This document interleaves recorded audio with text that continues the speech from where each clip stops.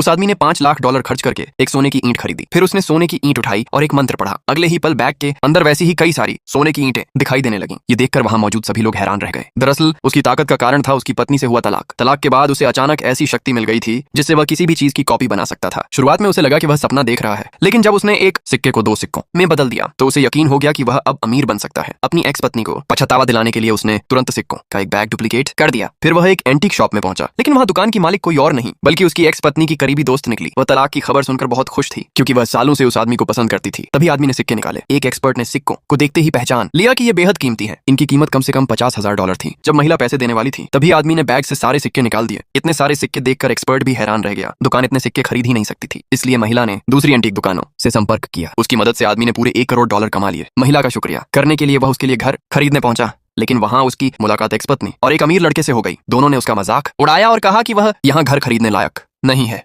तभी आदमी ने अपना बैग खोला और ढेर सारे पैसे निकालकर कहा, मुझे यहाँ का सबसे महंगा घर खरीदना है। अमीर लड़के को लगा कि पैसे नकली हैं और उसने सिक्योरिटी बुलाने की कोशिश की।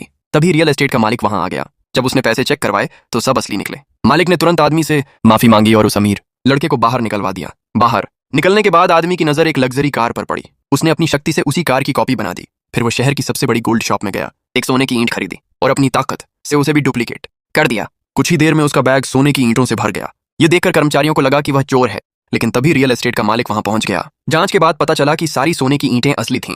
अब सबको समझ आ गया कि वह आदमी कोई आम इंसान नहीं बल्कि एक छुपा हुआ अरबपति था।